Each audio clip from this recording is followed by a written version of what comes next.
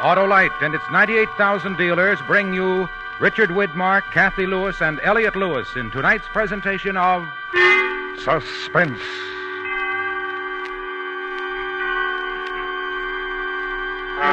Tonight, Autolite proudly presents Part 1 of the first radio dramatization of William Shakespeare's tragic history of love and death, Othello.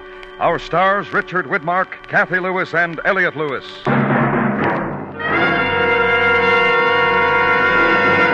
Harlow, what's this great electing system of yours? Oh, you mean the Autolite electrical system that's designed to work as a perfect team.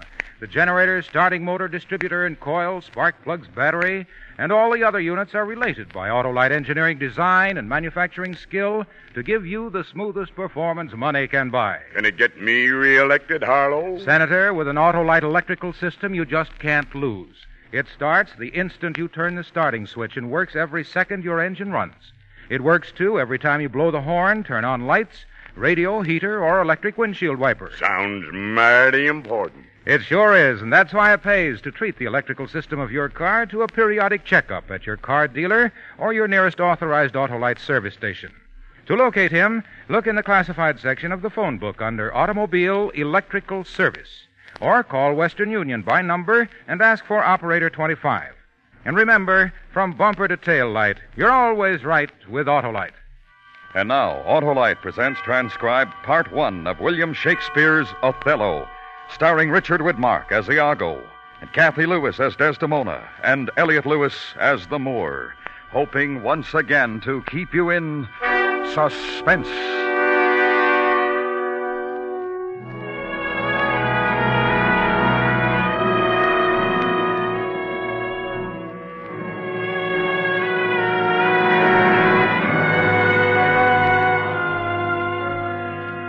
Act 1, Scene 1, Venice, a street. Enter Roderigo and Iago. You told me you hated the Moor. Despise me if I do not. I know my price, Roderigo. I am worth no worse a place. But, says he, I have already chosen my officer. And what was he? Forsooth, one Michael Cassio of Florentine.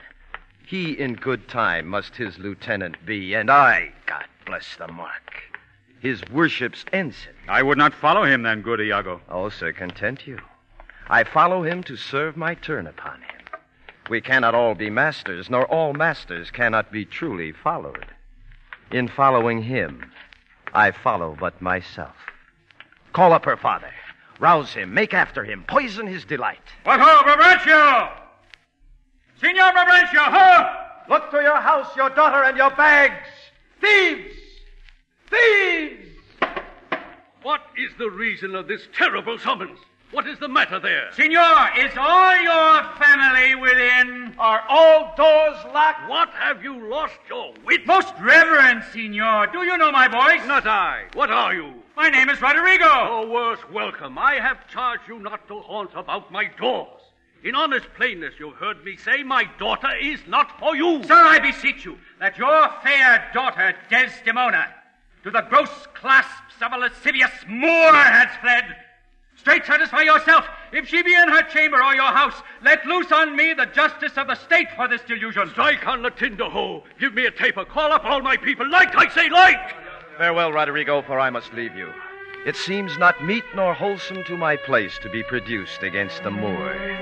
Lead to the arsenal the razed search, and there will I be with him.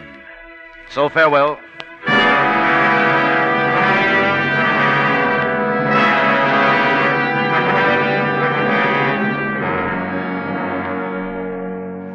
Scene 2, outside the arsenal. A few moments later, enter Othello, Iago, and attendants with torches. 'Tis better as it is. But I pray, sir, are you fast married?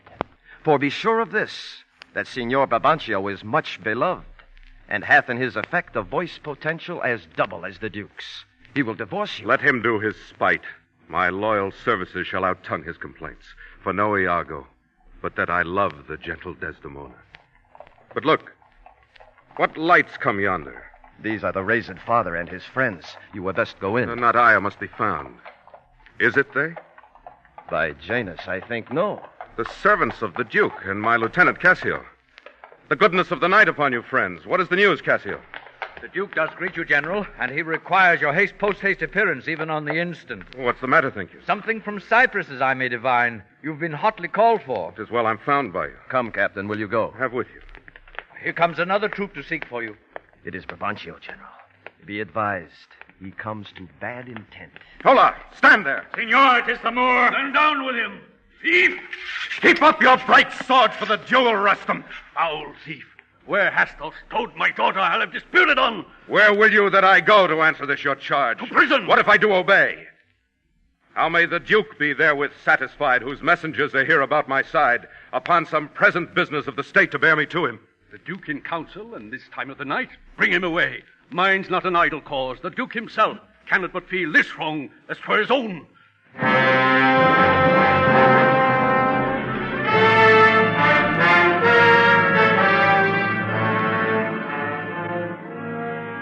Scene 3, a council chamber. The Duke and Senators sitting at a table with lights.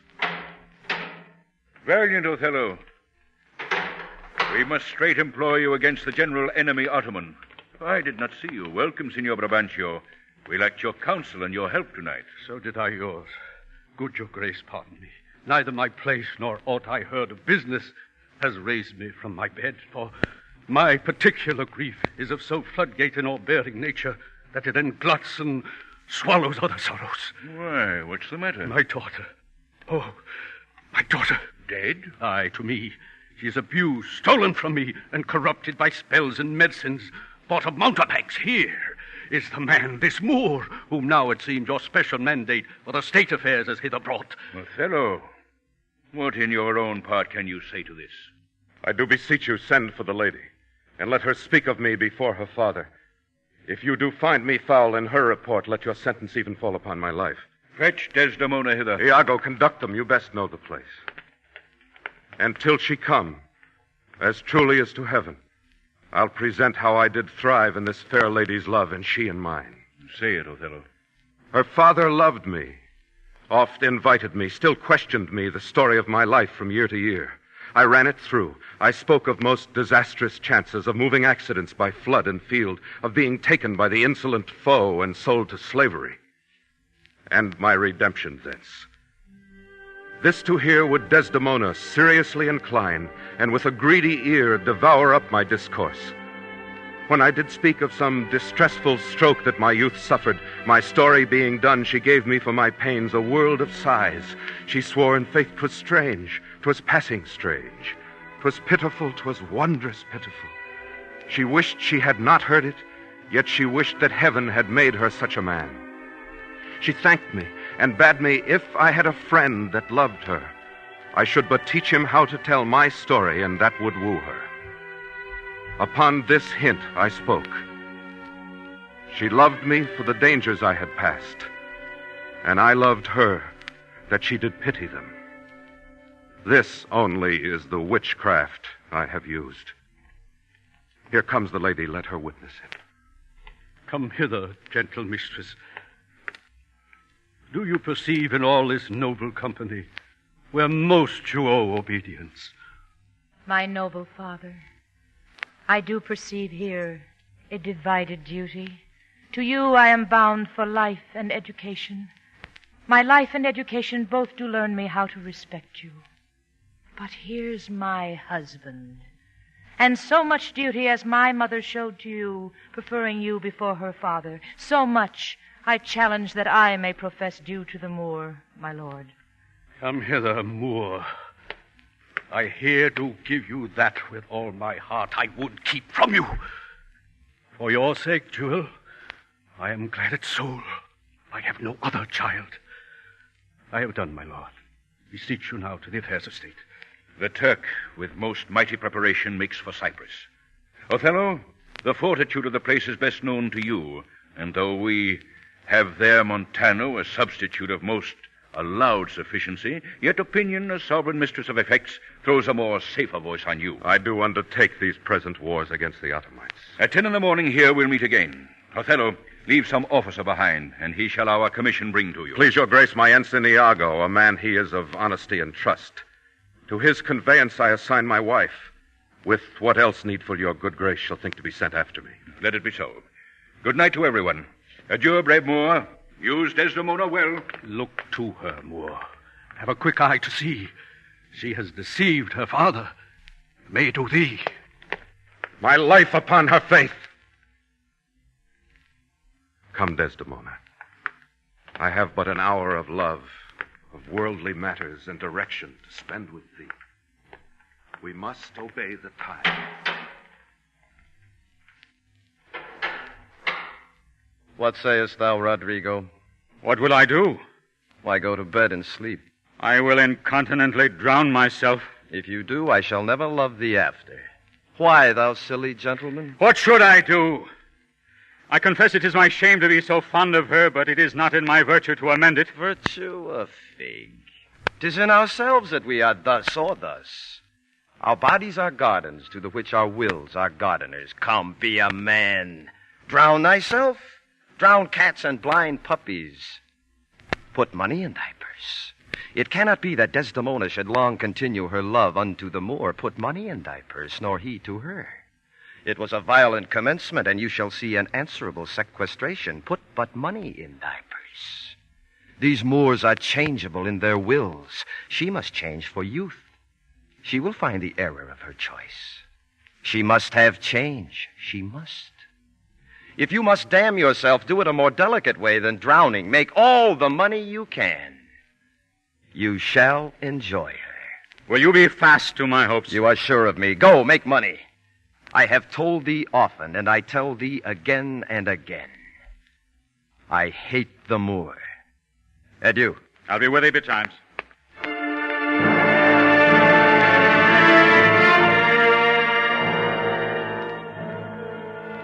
Thus do I ever make my fool my purse.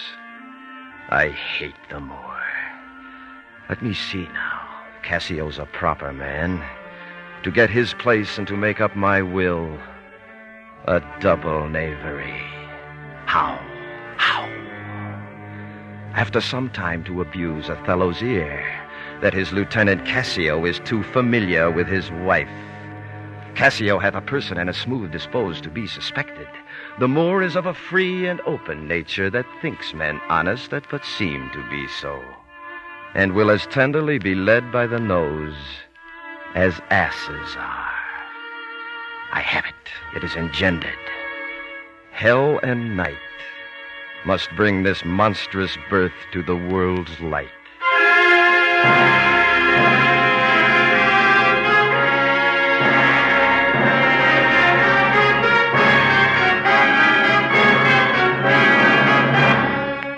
Autolite is bringing you Richard Widmark, Kathy Lewis, and Elliot Lewis in Part 1 of William Shakespeare's Othello.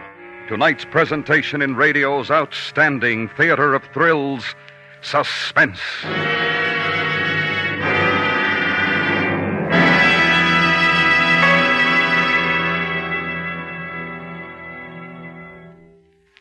Say, Harlow, how long has Autolite been making electrical systems? Ever since 1911, Senator, when Autolite developed the first 2-unit, 6-volt automotive electrical system ever used as original equipment. That was the granddaddy of today's complete and precision-made system, which includes generator, starting motor, distributor and coil, spark plugs, battery, voltage regulator, and their thousands of component parts. All working together perfectly, eh, Harlow? Right, and you get the wonderful and economical operation you expect because it's an Autolite electrical system.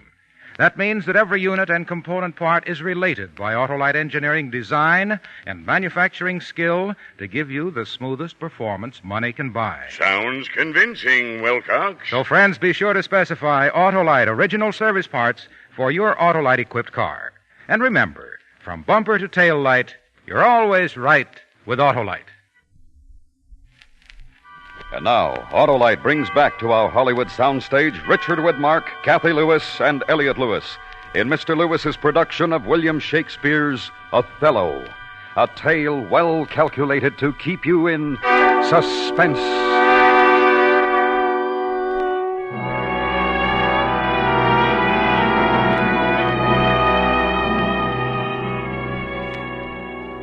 Act 2, Scene 1. A month later, a seaport in Cyprus. The wars are over. Othello's sail has been sighted. Enter Cassio, Iago, Roderigo, and Desdemona. The Moor's lieutenant pays innocent compliment to Desdemona as Iago and the jealous Roderigo stand apart.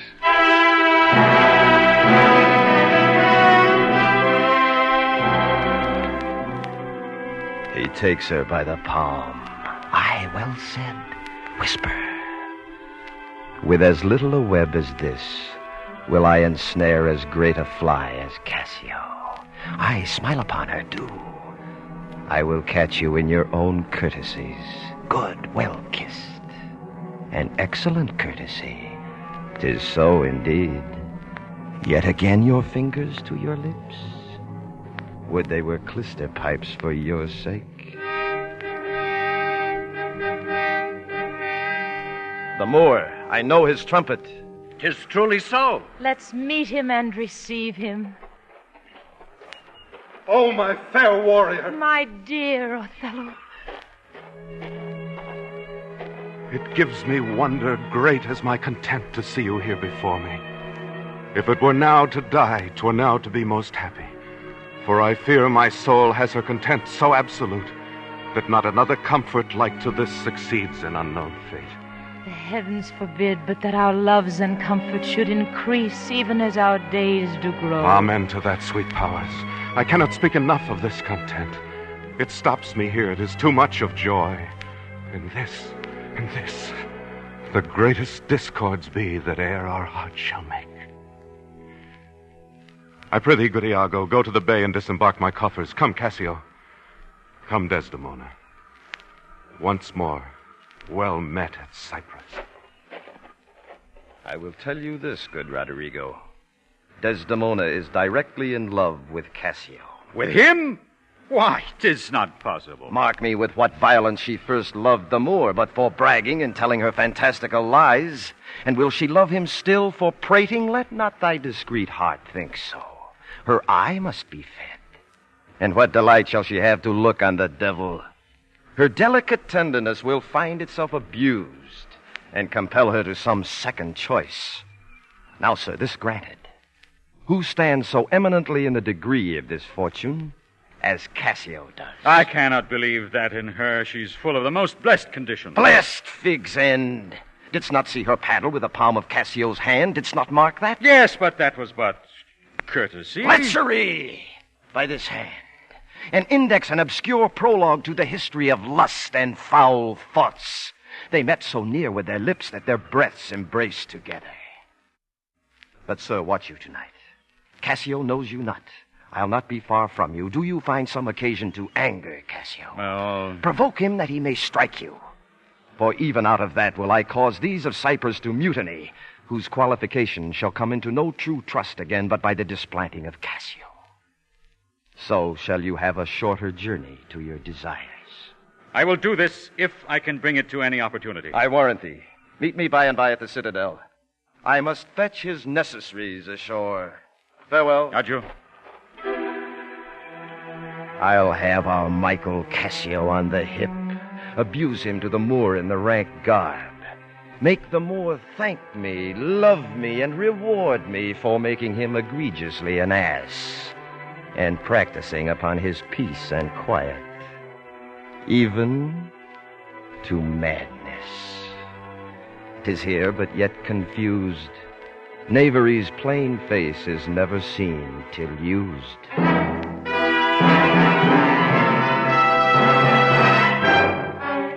Scene, a hall in the castle. The time, early night. Enter Iago and Cassio. We muster the watch, Iago. Not this hour, Lieutenant. 'Tis not yet 10 o'clock. Our general cast us thus early for the love of his Desdemona, who let us not therefore blame. She is a most exquisite lady. Indeed, she is a most fresh and delicate creature. What an eye she has. Methinks it sounds a parley of provocation. An inviting eye, and yet, methinks, right modest. And when she speaks, is it not an alarum to love? It is indeed perfection. Well, happiness to them. Come, Lieutenant, I have a stoup of wine. And here without are a brace of Cyprus gallants that would fain have a measure to the health of Othello. Not tonight, good Iago. I have very poor and unhappy brains for drinking. But 1 cup I'll drink for you. I have drunk but 1 cup tonight. I am unfortunate in the infirmity and dare not task my weakness with any more. What, man? 'Tis a night of revels. The gallants desire it. Where are they? Here at the door. I pray you, call them in. I'll do it, but it dislikes...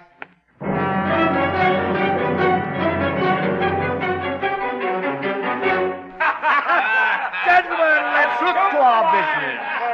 Do not think, gentlemen, I am drunk. This is my right hand and this is my left hand. I am not drunk now. I can stand well enough and speak well enough. Very well, then. You must not think that I am drunk. To the master's platform. Come, let's set the watch. Good Montano. You see this fellow that has gone before. He is a soldier fit to stand by Caesar. Yet I fear the trust Othello put him in on some odd time of his infirmity will shake this island. Oh, but is he often thus? 'Tis evermore the prologue to his sleep. It were well the general were put in mind of it. Help, help! But hark, what noise? Scoundrel, rogue, you rascal! What's the matter, Lieutenant? I'll beat the knave into a wicker bottle. Beat me? Do you prate rogue? Good Lieutenant. Pray, sir, hold your hand. Let me go, sir. I'll knock you on the mazzard. Come, you're drunk. Drunk? Rodrigo, away. Go out and cry a mutiny. Nay, good lieutenant, sir. Montano. Help, masters. Who's that rings the bell? The town will rise. What is the matter here? Hold for your lives. Lieutenant, sir. Montano. Gentlemen, have you forgot all sense of place and duty? Hold! The general speaks to you. Silence that dreadful bell. It frights the isle from her propriety.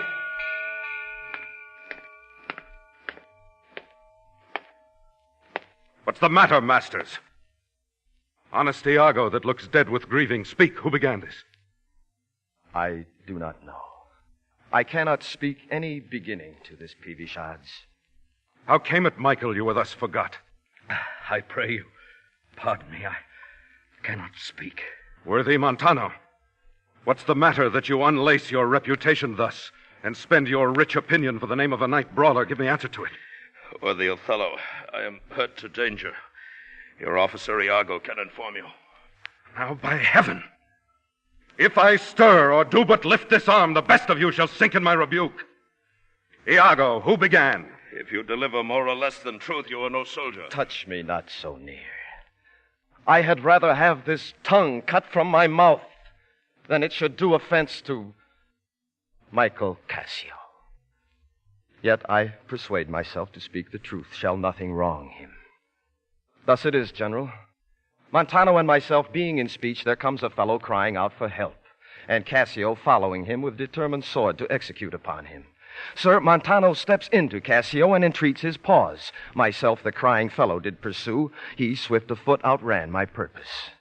When I came back, for this was brief, I found them close together at blow and thrust, even as again they were when you yourself did part them.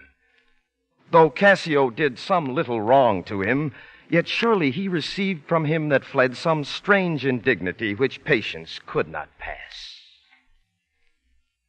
I know, Iago, your honesty and love does mince this matter, making it light to Cassio. Cassio, I love thee, but never more be officer of mine. Montano, for your hurts, myself will be your surgeon. Lead him off.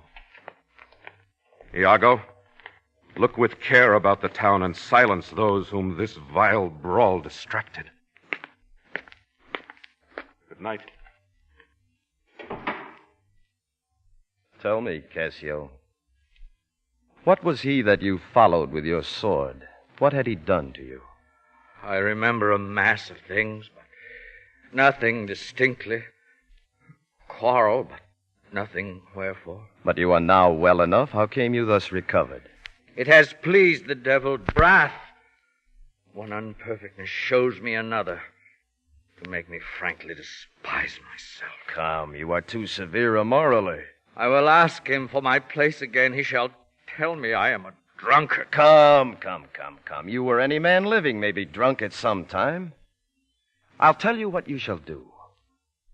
Our general's wife is now the general.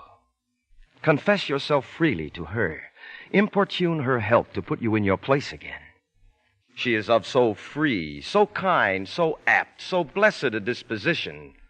She holds it a vice in her goodness not to do more than she is requested. This broken joint between you and her husband, entreat her to splinter. You advised me well. I protest. In the sincerity of love and honest kindness. In the morning will I beseech the virtuous Desdemona to undertake for me. I'm desperate of my fortunes if they check me here. You are in the right. Good night, Lieutenant. I must to the watch. Good night, honest Iago. And what is he, then, that says I play the villain? When this advice is free I give, and honest, probable to thinking, and indeed the course to win the Moor again.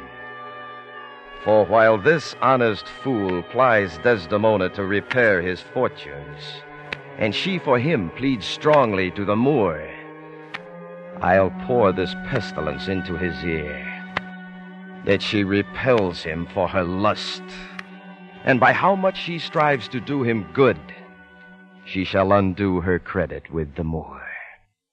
So will I turn her virtue into pitch, and out of her own goodness make the net that shall enmesh them all.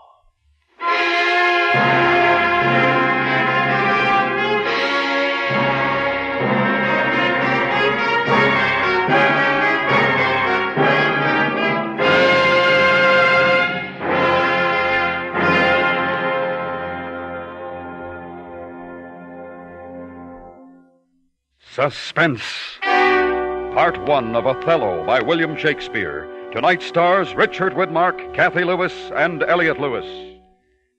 This is Harlow Wilcox speaking for Autolite, world's largest independent manufacturer of automotive electrical equipment. Autolite is proud to serve the greatest names in the industry. They are members of the Autolite family, as well as are the 98,000 Autolite distributors and dealers in the United States and thousands more in Canada and throughout the world. Our family also includes the nearly 30,000 men and women in 28 great Autolite plants from coast to coast and Autolite plants in many foreign countries, as well as the 18,000 people who have invested a portion of their savings in Autolite. Every Autolite product is backed by constant research and precision built to the highest standards of quality and performance.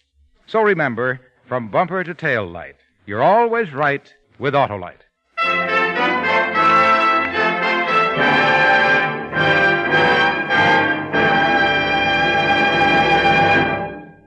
Next week, we conclude this first radio adaptation of William Shakespeare's tragic history of love and treachery and death, Othello. Again next week, our stars will be Richard Widmark, Kathy Lewis, and Elliot Lewis. And again next week, we hope to keep you in suspense.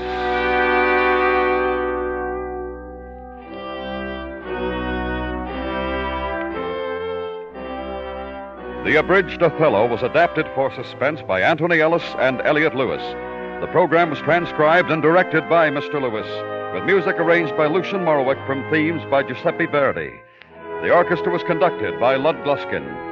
Featured in tonight's cast were Joseph Kearns as Cassio, William Conrad as Montano, Whitfield Connor as Roderigo, Herb Butterfield as Brabaccio, William Johnstone as the Duke, Byron Kane, and Larry Thor. Richard Widmark may soon be seen in the 20th Century Fox picture, Pickup on South Street. And remember, next week we conclude Othello.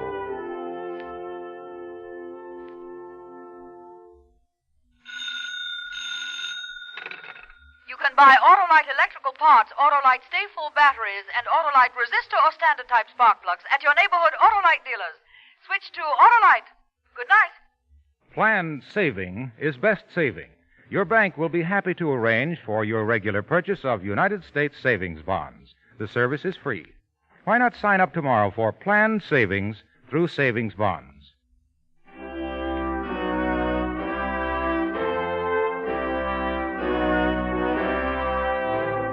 This is the CBS Radio Network.